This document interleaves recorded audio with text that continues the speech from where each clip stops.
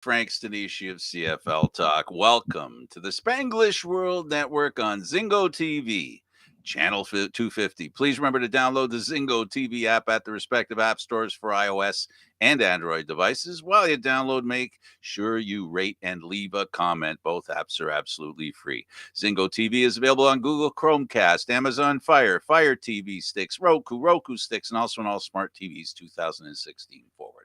Now joining me is the one, the only David Morassutti. David, big topic today.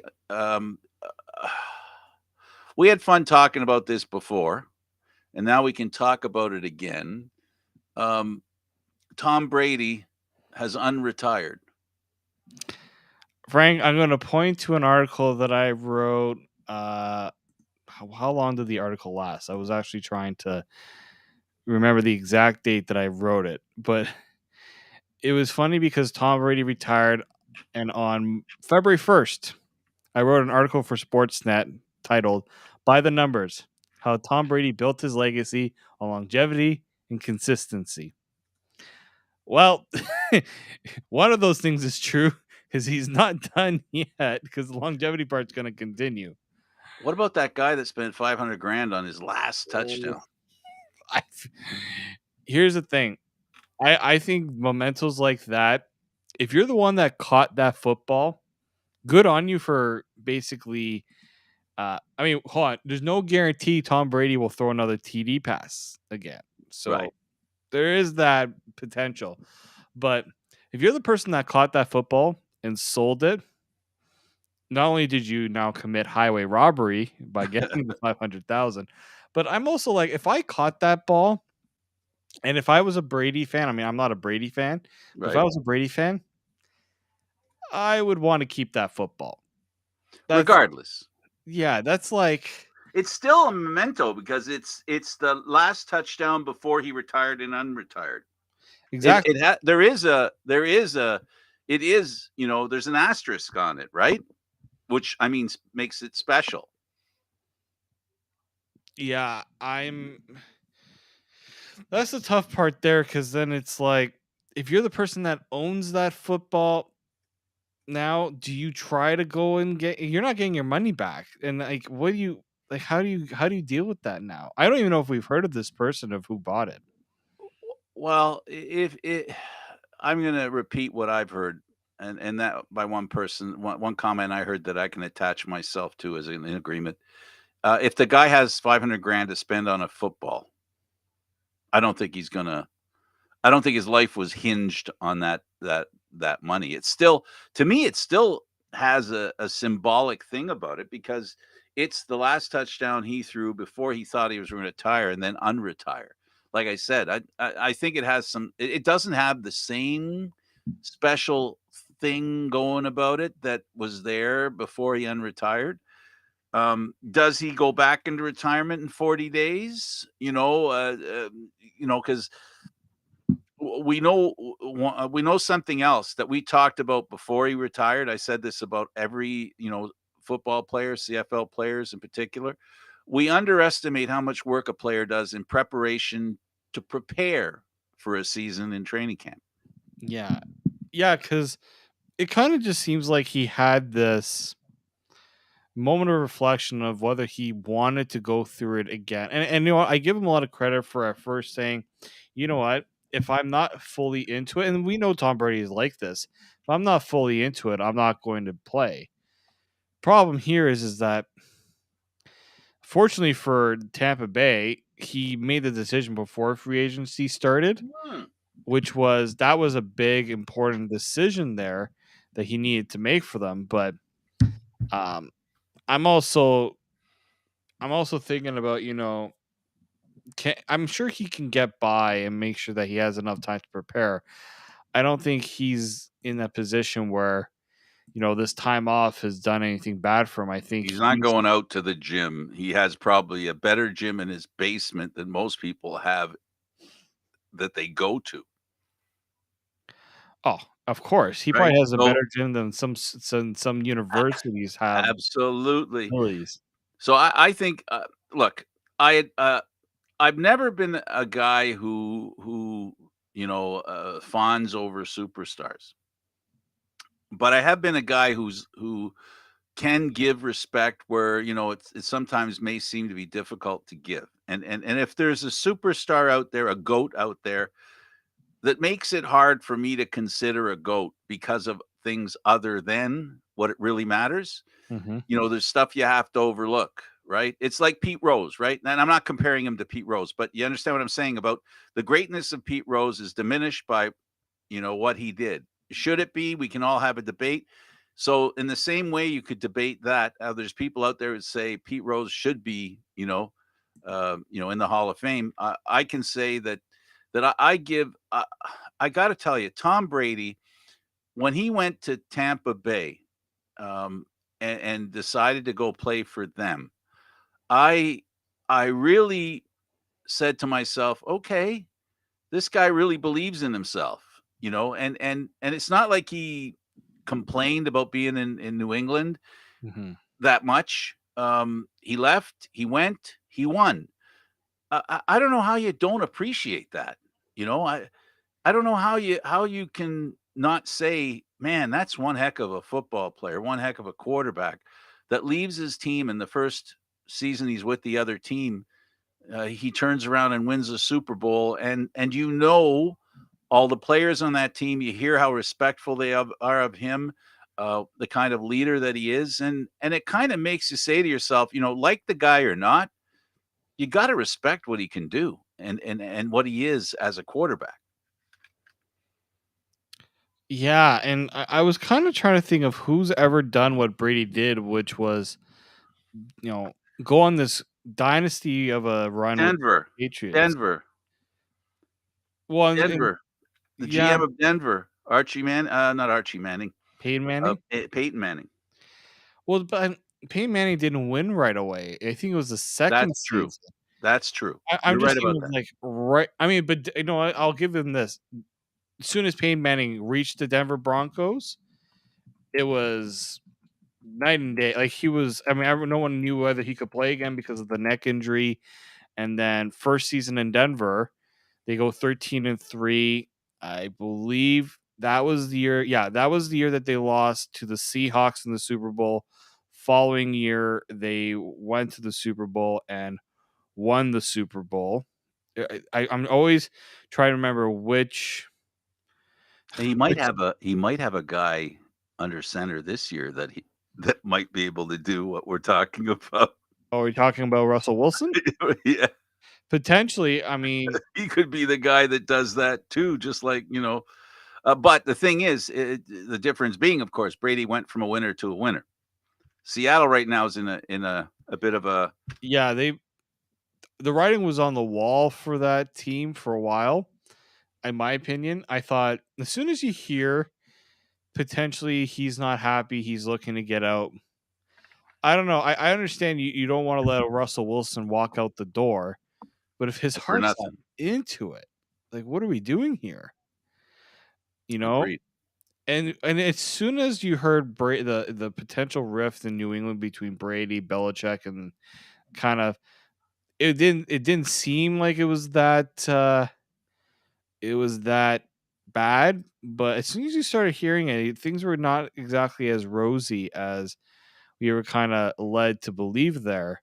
But And now they say that, oh, they weren't as bad as people thought it was, right? You get hearing that now that, maybe yeah, it was a little well, maybe exaggerated.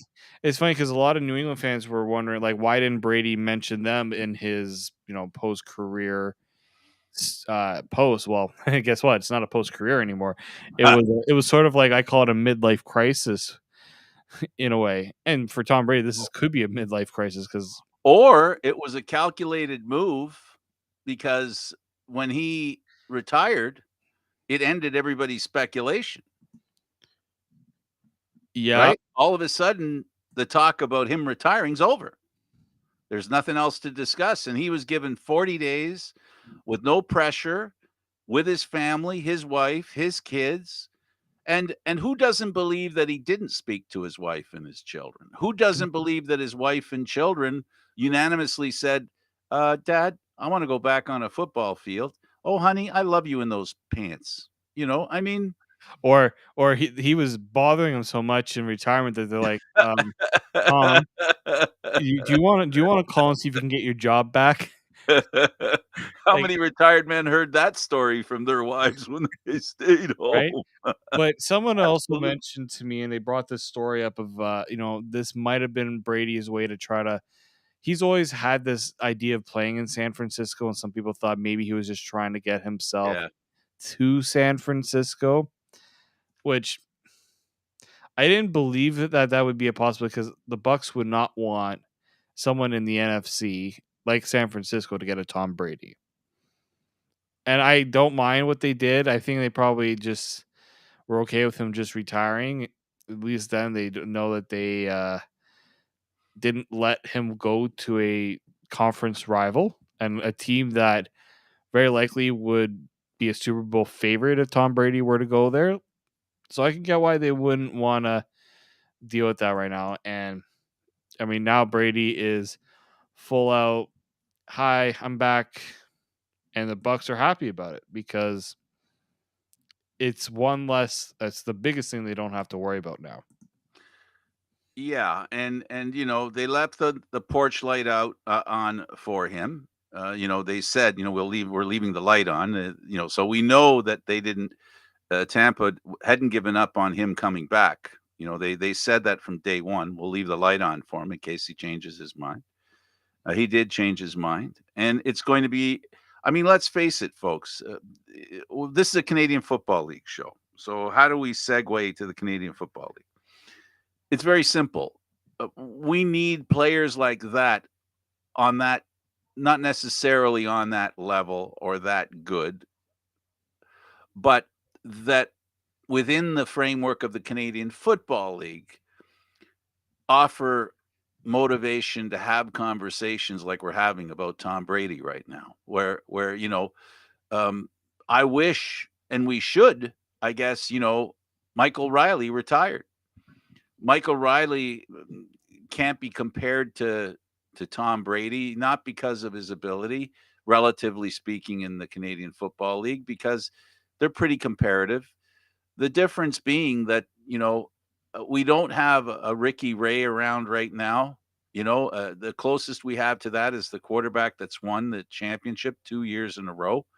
You know that kind of luster, shine that a quarterback like Ray had, like Bo Levi had when he was, I'm going to say very carefully here and say it anyway, in his prime, because he's not in his prime right now. So if he retired right now, he would be a great quarterback who retired, but he wouldn't be one that we'd be talking about, um, that has, you know, uh, dominated his league like a Brady, right? So it'd be great to have somebody like that to talk about in the Canadian Football League, and it'd be great to have a few quarterbacks to talk like that. Caleros is the guy right now because he's won two in a row. Um, you know, I don't know, David. That's part of, I think, the interesting part of talking football is quarterbacks. Well, I mean, and that's the thing, right? I'm gonna kind of bring the CFL and NFL into this because the NFL saw a massive carousel of quarterback moves, and there's gonna be some more. And in the CFL, we didn't really see it as much as I thought we would. Really, the only major change at the quarterback position was Mazzoli going to Ottawa and Michael Riley leaving the CFL. It's Right. it's interesting because And the when only I quarterback we didn't really know where he'd end up was Harris. exactly, right? It kinda seemed like everything was maybe a little bit too predictable in Y- terms of we Yeah, there wasn't really, like, any suspicion, there wasn't really any team looking to make that major shakeup that you're now seeing south of the border. absolutely. I'm kinda surprised about that, I'm not gonna lie. Well, let's hope that now that you know our league, the CFL, has been impacted by COVID. Hopefully, this stubbornness we have against, I'm going to side with the people who want to say COVID's over. That's it. Forget the masks. In theory, I'm talking here. Mhm. Forget the masks, forget the vaccination, mandates, forget all that stuff. Let's get to playing football. Let's get to seeing what we can do and putting great seasons together for everybody. Let's see the kind of time that we can dedicate to offense that's necessary that we've discussed over the past few weeks and throughout the last season, where we felt that defenses were ahead of offenses, because we always say this, and I know we believe it too, that offenses sell tickets, defenses win championships, and we got to have people at the games, right? So let's hope that the quarterbacks that are under center this year across the board, across the league, right? Mhm. Let's hope that they can show us some really good stuff. And we have quarterbacks that can do that. Adams is one. Harris in Montreal, we got two quarterbacks that can do it. On the opposite end of the country, we've got two quarterbacks that are Canadian. That curiosity is going to be part of the conversation, because that's going to be interesting in a sense. And they've brought Yeah. in a very talented quarterback, an American college quarterback that could be the surprise. If those two Canadian quarterbacks don't grab the job, right? Right, and I mean the thing in Montreal kind of got Vernon Adams a little ticked off, I will say, at Three Down Nation, because Three Down Nation kind of said that you know there's a bit of a little extra incentive for Trevor Harris to outplay Vernon Adams in training 100 camp. grand, baby.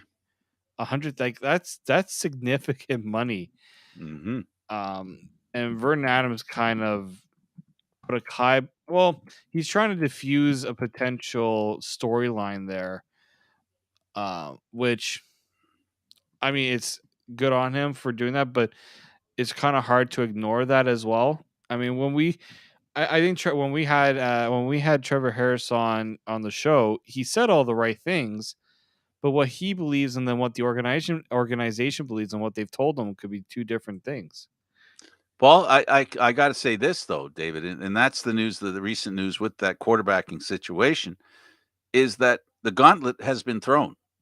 You know, Adams now um, knows that he's going to be up against somebody who's going to be motivated. So whether Adams gets the 100 grand or not, which he doesn't, I guess, the starting job for him is now he's been challenged. Yeah. This guy's going to. He's got 100,000. Harris has got 100,000 reasons why he wants to be the starter. Now Adams is going to have to do it for an old-fashioned reason, basic pride, right? Mhm. And Adam strikes me as a proud man, and not a terrible proud man, a positive proud man. He's a guy whose pride could have got the better of him a lot of times in the Canadian Football League, and he hasn't let it do that. He's instead been very good. So it's going to be interesting, and I think that's great that the Montreal Alouettes basically are saying we want to have a starting quarterback come week one. We don't want to work one into the season. We want to go into week one with a number one quarterback, a real proving to be number one quarterback. And that's great for the Alouette fans. Right, and let's not forget, the East. I think the East is wide open right this Absolutely year. it is. People might give Hamilton just because they were the ones that went to the Grey Cup, but I think if you're any team in the East, you should believe that you can have a chance to go all the way because so many changes, so many moves. Teams made quite a few changes to the roster, and like, how can Montreal not think that they have as good of a chance? Because not only do they have arguably the best quarterback depth in the CFL, in terms of you Absolutely. got two guys who are capable starters, but they were. I thought, given how their season finished, I thought they were in a better position to potentially move forward because they showed internally that they had the right pieces and they maybe just didn't all click in. And I still think they can make moves as well.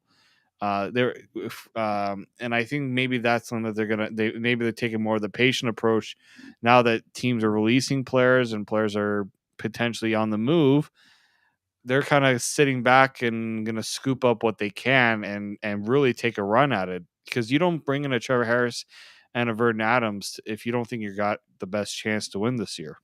Yeah, and when you have the when you have the home team, the Grey Cup home team being Saskatchewan, and you hear from people around the team that they should spend above the cap, that lays another gauntlet down for the rest of the league because it's funny, but Winnipeg doesn't look like they're going to be the same team that won the two Grey Cups. They look like they're, you just talked about what you said about the East. I think is true for the West too. I think Winnipeg right now, the way things stand and some of the changes they made, they'll have something to prove, and they maybe have dropped to the pack as well. Yeah, no, very true. And I'm just like, this is what makes probably this season so intriguing than other seasons, is because I feel like there's more competition here, and we're not going to see one team. I think like a team like Ottawa is at least going to compete a little bit more, and we can't go in there and say any game is a for sure win for anyone out there. Like that's what intrigues me the most about this season than in past years. And I think if you're the CFL, this is something you should market a little bit more. You know, the fact that so many teams, we talk about how many leagues and how many teams don't exactly want to make those big moves because they don't No feel lead is safe. no lead is safe. And not only that, but just, you know, they don't want to put forth the investment to only have it come back and bite them in the butt. Ottawa, I give them credit. They went from a team that nobody had any interest in, probably wanted to support at times because of how bad they were, to now this team actually might actually be worth being excited about. I can't, if I look at all the teams in these, I can't pick one that's worse in terms of will have a below 500 record. I think they're all capable of it. I think they've already Ottawa, whether it was part of the plan or whether it just worked out that way, they've done a lot for their fan base to excite their fan base. Their fan base is excited. I've seen it personally, and I know you have too. Wherever there are fans that talk, they're everywhere. We're not just talking about Three Down Nation here. We're talking about actual fans in fan groups. Ottawa fans are excited. They're talking about their team and talking proudly about their team, saying that they realize and the excitement that's being generated by what has been happening there has really raised the profile of the fan base there. Their profile is really high. They're really supportive of their team. They believe their team is better. So, you know, this is something that was sadly lacking the past few years. They weren't doing much the last 3 years at this time of year that raised the excitement level of their fans. This organization has really stepped it up. I know they brought in a new GM. I know the new GM wants to prove that he's doing something, but wanting to and actually doing it are two different things. The first challenge that he's met is he's excited and I want to underline this word, ticket base, right? He has excited them. So, we're going to see a team, I think, that's going to go back to full houses, that's going to go back to being rowdy in the stands. And they're going to be the Ottawa franchise that we knew from the beginning of when they arrived in the Canadian Football League until the past couple of years, which have been down years for them. And I think they're going to go back to being exciting. So what you said about Montreal, very true. You can say that about Ottawa as well. And because Hamilton has, I think, like you said, fallen back to the pack a little bit, and the Argos are a big question, right? I mean, they did great last year. Um, so the East, I really think. I mean, if I were to put them in order of where I think they'll finish today, I'd probably put them all at first. I mean, I really honestly, at this point, at this very point, I'm really not sure until I get to see when the teams are put together and you get to see what they look like, at least during the exhibition season. I really have no idea, like maybe other years where I could say I don't have faith in Ottawa because they haven't done anything to improve their team. I haven't seen anything fall apart from Hamilton, so I can't believe that they're not gonna be first. And are we sure the Argos have made changes that count?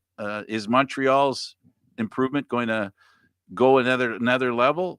Well, this year is going to give us a lot of things to look forward to. Every single fan base in the East has a right to think that they're going to have the best team in the East at this point in time.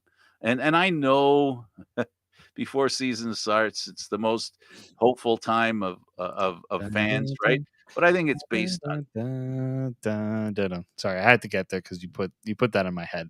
Oh, did I? You did.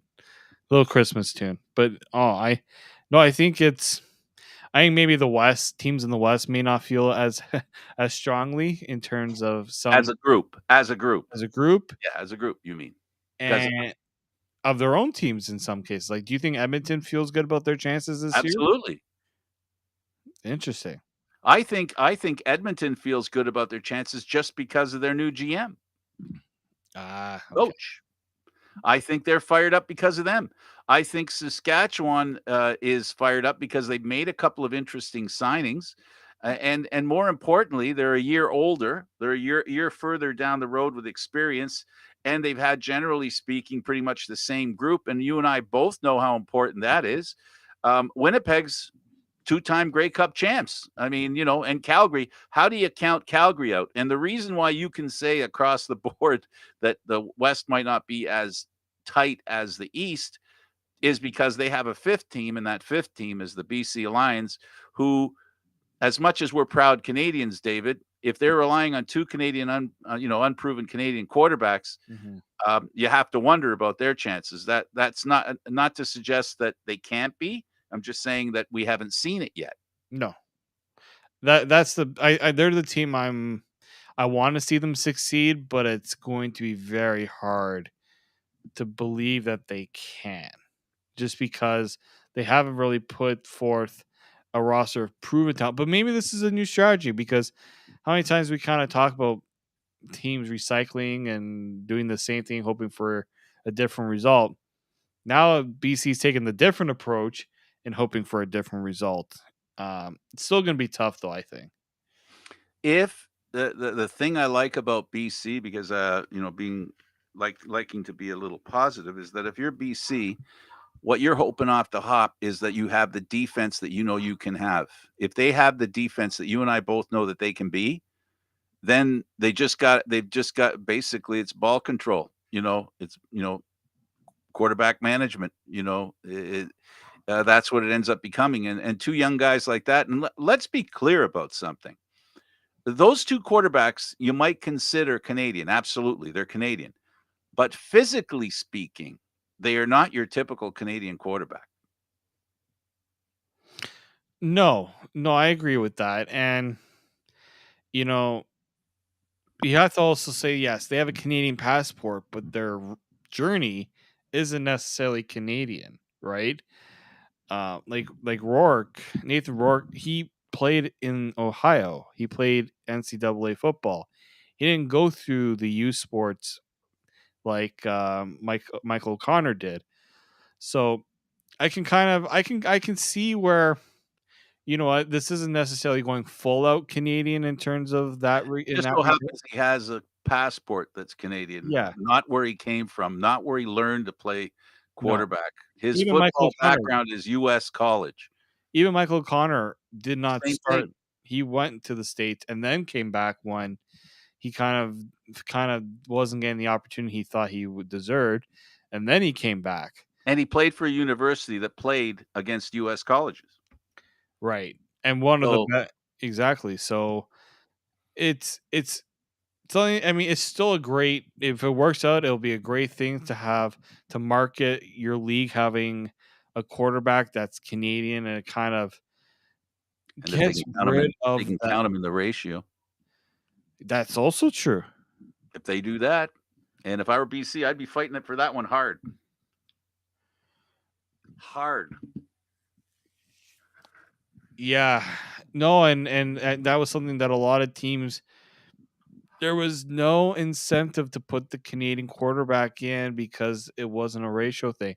That's what would have maybe had more teams consider it than in the past because they're like, well, why would we do it if it doesn't count towards what we're, our ratio? Like, it does not make sense for us to do that.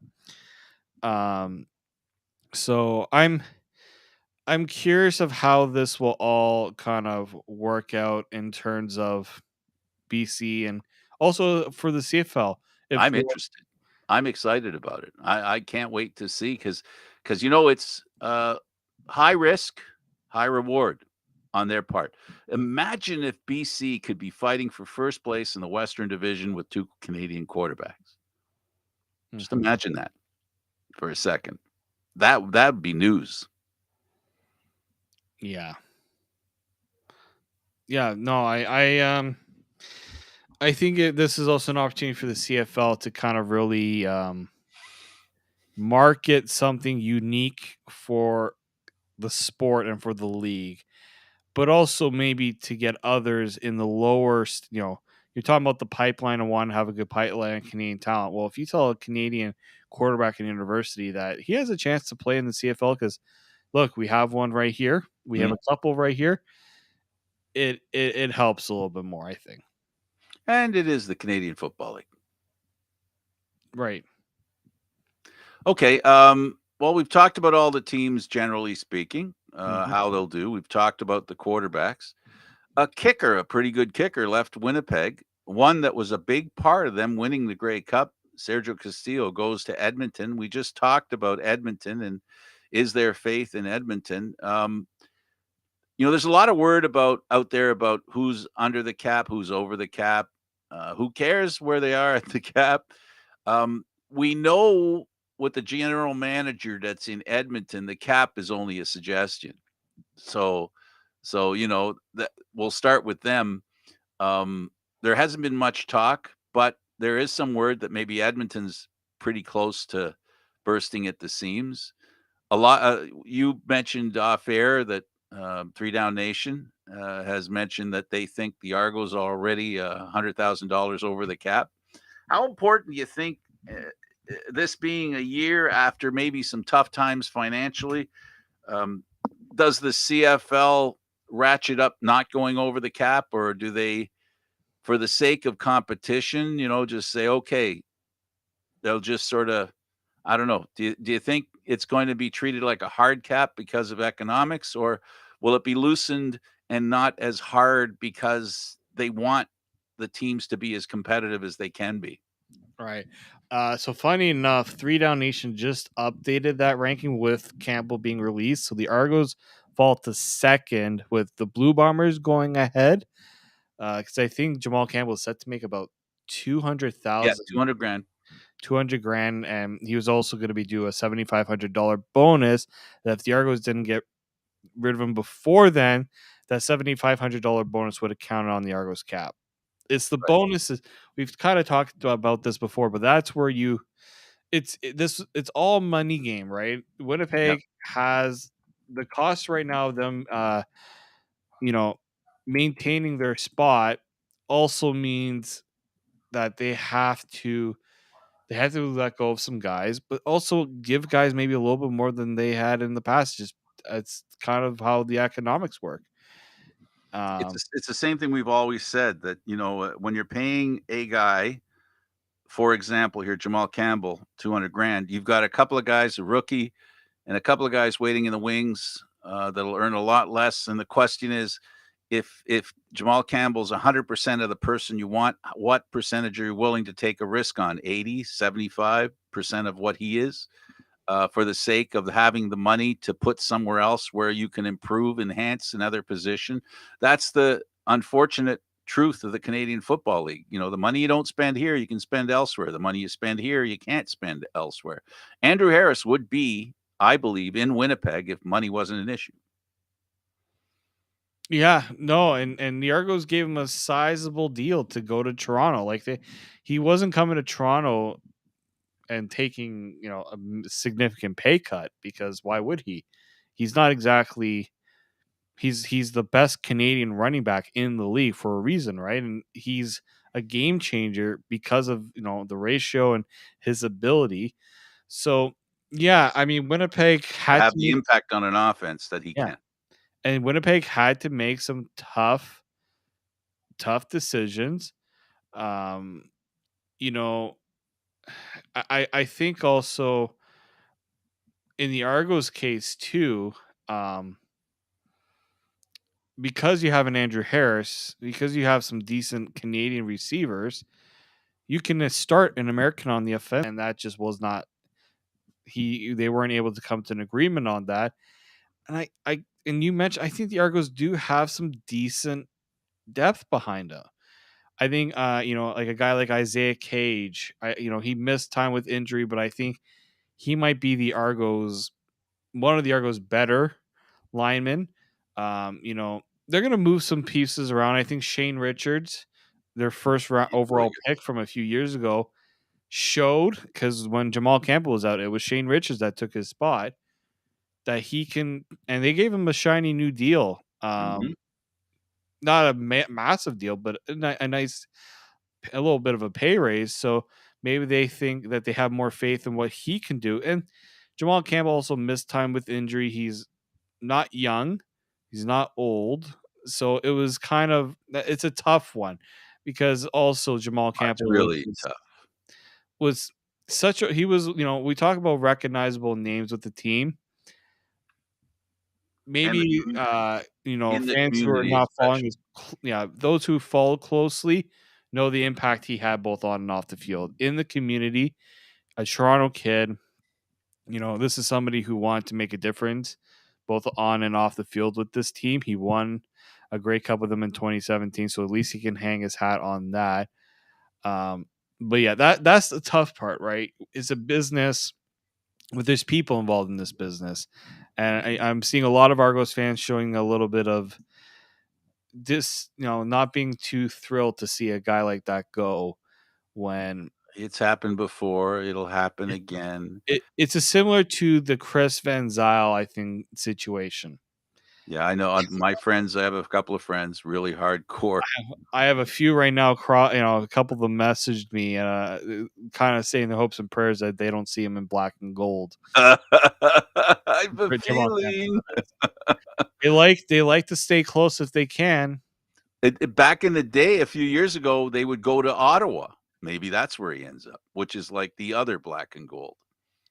Montreal, I can see as a fit as well. I think there are a lot of teams. The other thing is though, is can they get him Jamal Campbell to fit because he's not exactly going to take a pay cut.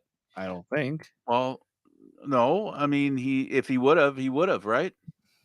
He would have already.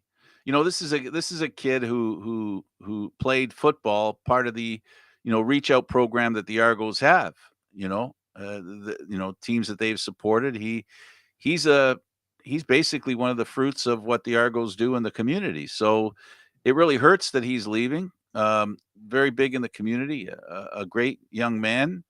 Um, but it's the Canadian Football League, and if pinball is doing this, and pinball said it himself, right? He didn't send somebody out there to tell it. He told it and Yeah, was honest about it and you know upfront and it's not easy to do. And I know it pains pinball and every football organization when they lose a player who started there as a rookie and developed a reputation on the team and becomes a key player on that team. He's somebody that the staff, the management team is proud of because you bring in a kid, you hope how many players you bring in that don't work out? A lot. How many do work out? Not many.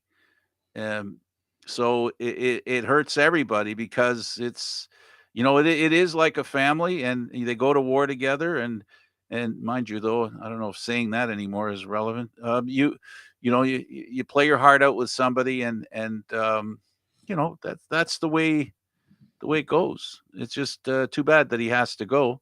So you think they have some substitutes? I think as well. How about looking at the fact that the Winnipeg Blue Bombers are putting their foot down when it comes to politicians. Well, you told me about that off the air, something about W's and Liberal Party in Manitoba. Don't you dare use it. What's going on there, man? So it's funny because I didn't think that this would be. It kind of appeared on my timeline that the Blue Bombers, their helmet has the W.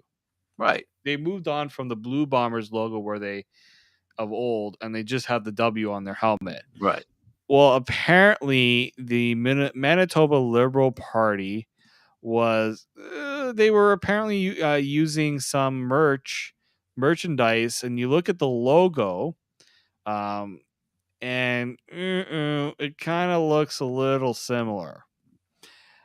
First off, that's his copyright infringement. For those who are wondering why is this such a big deal, so the way it is that I think it's a politician on the liberal side, on the liberals. I'm trying to look up the name here. Oh, Willard Reeves. Okay, so he's running for the Liberal Party, and he has merchandise, and he has one of the things is a toque and a sweatshirt, and it has the W, his name, and then the W. I said, the W does look a little familiar to me. The thing he changed was he changed the outline of it from the Blue Bombers blue to the Liberal Party red. And basically so it was apparently not it didn't get the Liberal Party didn't exactly weren't made known to it at the time. It was kind of was right. put through without uh authorization from the party because it can get the party in some serious trouble, right? Yeah, we went through that with the WWF, if you remember. It Right. became the WWE because of it. Exactly. Um, I mean, the thing here is also it's a political thing, right? If he puts and look, we're thinking of a hot football market like Winnipeg. Mhm, They see especially a pol- now. yeah, if you see a politician with that W, they're gonna be like, "Oh, so you're supported by the Blue Bombers?" You And you you you can't think that the politician wasn't trying to, you know, yeah, try yeah, to yeah, yeah. trying to get to that crowd by saying with that type of merchandise there. Well, W. Willard Reeves has a W, so he has a lot of W's in his name as well.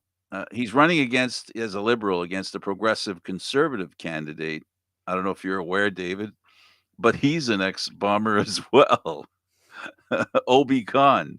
So he's running against a conservative contender who's a former Winnipeg I'm Blue sure the Bomber too. former Blue Bomber didn't call his team and be like, So so this guys, this could my be W against W. my opponent in this election is using I can g- I sometimes I think there's coincidences and some say, oh, it was just maybe an honest mistake. There's many ways to do a W in the city of Winnipeg with the Blue Bombers to do a W like that. I'm sorry. It's going to you're going a little too far with that with that one in my opinion. You don't there's one thing's like if let's say a Toronto politician tries to use the maple leaf, first off, good luck because you'll get mixed reactions right now with the way that the Leafs are playing. But I don't think the Toronto Maple Leafs, who have made billions and billions and billions of dollars off of that, Well, no, they also don't that wanna be limited by having a segment of the public using it against other members of the public. and it's an image thing. There's reasons why Absolutely. if you don't get authorizations to use a logo, it's because people see that logo and they're saying, "Oh, I know what that reminds me of." They see, let's say it's the W from Winnipeg. Oh, that's the Blue Bombers logo. Do they support this person? Did he get permission from them? The questions. It's hard to ignore the questions in that regard.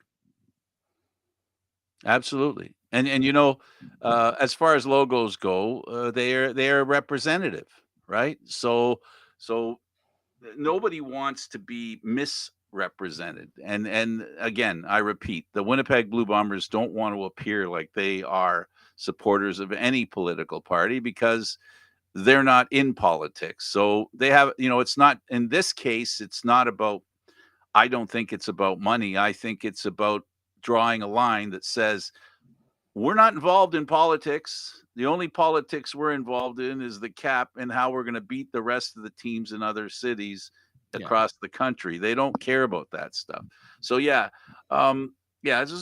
What are you going to do? So the, Tell them stop it, and that's what they. well, he's not the first. Well, obviously, he's running against another Winnipeg Blue Barn, but they're not the first politicians that were ex-football players and use the fact that they were football players. We got one in the States that's running for Herschel Walker, that's running for the Senate. And their notoriety in football garners them some votes. I mean, there was a president there, the last president before this one. He was a TV star. So, you're going to in politics use whatever you can that says to people, remember me, because you have a name, right? And that name is attached to a football team, and you can benefit from the loyalty of people to that football team to get their vote. And that football team just doesn't want that to happen. No, no, you definitely don't. Oh, shout out to Steve, who is saying, "Hey guys, go Red Blacks!" on our Yeah, putting that's us on that's the Steve, screen. all right. Like I told you, he's one of the reasons why I can tell you that Steve Steve loves Steve Myers is his name. Forget about his Facebook name. It's got like 20 million. Thank you for letting myself, Steve. Steve, thank you for letting myself be. Well, it's like I don't know if you remember the group. No, you wouldn't. You're too young. Sly and the Family Stone. Um, yeah, thanks, Steve, for that comment. The next thing to talk about, I guess, you know, we talk every week about the Canadian Football League, and now that the draft is on the way, um, free agency is they're down to the last few players that you're going to want. They're pretty much set there, and now the draft is going to come up. Um, the draft this year, David, generally speaking, we don't have a lot of time to talk about it, but we can talk about it generally. This will be the first full-fledged draft in a while. And by full-fledged, I mean where every player that can be drafted will make himself available, where that wasn't the case the past couple of years. Yeah, and players now not having the setback of not being able to go to the combines, not really being able to showcase themselves, because that was a tough one for a lot of these guys because they just could not get that opportunity. Um, I know that it's tougher to follow because we haven't really seen we haven't really seen a lot of these guys. This is really those who watch U Sports, they know who these guys are. We're kind of getting it as they're coming in and we're learning their stories through the combine. Um, but I think, yeah, I think this. Hopefully, I mean, I'll give the last two drafts credit. Quite a few of them were able to come in and make an impact on their teams, Yes. right? Considering how I wouldn't say far back they were, but they didn't exactly have. They didn't have. They had. They were a few steps behind, not through their own doing. They had to kind of push themselves forward in terms of how would I say it? They had to kind of go through the whole what every athlete went through, not having COVID um, impact their lives in many ways. So I'm happy that that's not going to be a situation right now. On the 10th of March, that's 4 days ago, the Ontario Regional Combine took place, and that was at the University of Waterloo, Ontario. Mm. Combine testing, you can look it up, CFL.ca. On the 11th of March, Eastern Regional Combine presented. Uh, the Scrytech Sports Dome in Val Duerte near Montreal is where it'll take place. And the next one coming up is the Western Regional Combine, and that'll be at Commonwealth Stadium Fieldhouse in Edmonton. And then the final one is on the 25th to 27th, which will be the CFL Combine, which will be at the Weston Harbor Castle, the Varsity Center, the Bubble, in other words, is where it'll be taking place, the University of Toronto. And that'll be really interesting as well, because that'll all work towards a month between the draft. So the draft will be in May. So April, a lot of teams will be making some decisions, and come May 3rd, there'll be a draft. And if you don't mind, David, I'll mention the order: Edmonton, Ottawa, BC, Montreal, Calgary, Toronto, Saskatchewan, Hamilton, Winnipeg. Yeah, and I know the CFLs. They had their scouting bureau back in September.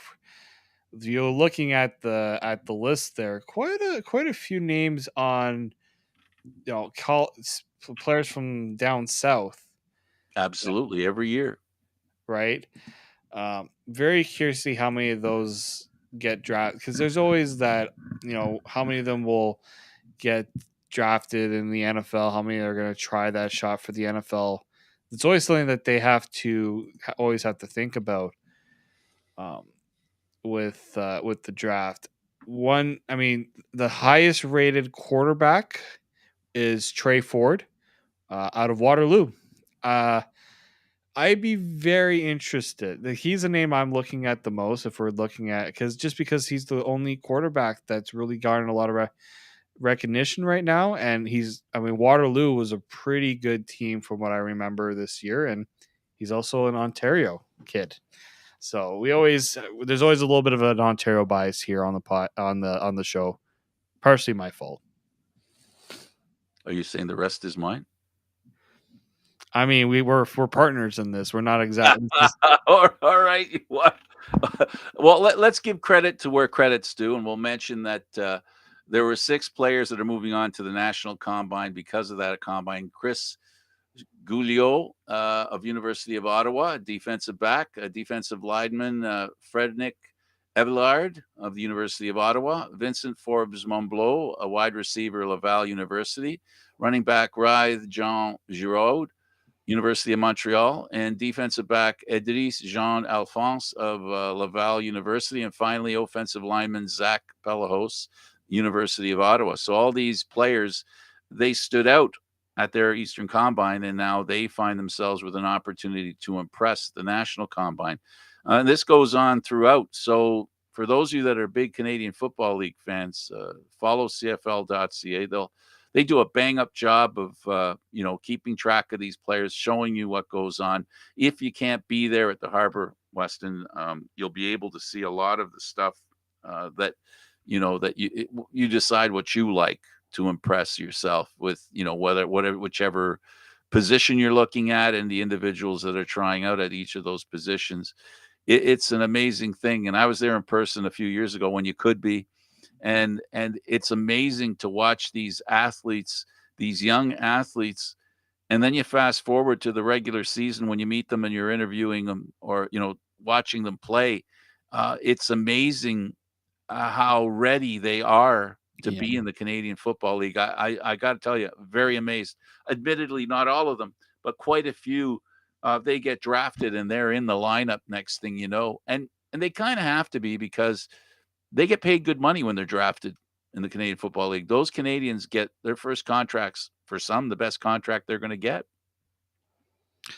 Yeah, and I think also the positions too, right? We're seeing them in receivers now. We're seeing them not just offensive linemen, defensive linemen like we've seen in the past. We're seeing them in the more prominent positions where we actually get to hear their names more during the game. I think that's the recognition that I think more of them deserve. Um, and I hope that this leads to more of that for future players and who are looking to make of the viable move to CFL football or football in general. They're incredible, David. It's always a thrill to watch them. They do a marvelous job. The league does a great job in putting them together, giving the media an opportunity to get their first look at these players. It's an experience, and I got to tell you, after these past couple of years, the excitement that the players are going to have at this combine, because there's going to be a few players who said, you know what, I'm going to take a pass for this year because I'm going to wait till a year down the road. And then the next year comes and, well, I'm going to take a few of them take a pass this year. I'll wait. So there's going to be a backlog of players. The competition's going to be incredible. And the draft is going to be amazing this year. I really, truly believe that. It'll be fun if we start to do more in person things for the draft too. I know the combine will be one, but hopefully teams start to do more Oh, in. they're just down the road from you. It's a little further for me. Yeah, well, it's at the Westin you said, so it's Yeah, Harbor West, and it's at the Bubble, basically around the corner from where you go to the practices at Lamport. yeah, it's a little closer to me than it is for you, so less Just a little bit. reason for me to. That doesn't mean I'm not going to do it. Yeah, Mind you, though, gas is what $100 a liter now. What is yeah, it? you. Something like that. Some $100 a liter. I might have to take a mortgage to drive to do some of these events that you're talking about, but it'll be well worth it. David, thanks for doing this. Thank you, Frank. For David Morassutti, I'm Candid Frank Stanisci. Thank you for watching CFL Talk, Aaron, Mondays at 9 p.m. Eastern Standard Time. The show can also be heard on the Spanglish World Radio Network. For CFL Talk, news, entertainment, and other sports programming we offer, please check out spanglishworld.ca. Spanglish World. Watch it, hear it, read it, download it, and live it. Thanks for watching, everybody. I'm Candid Frank.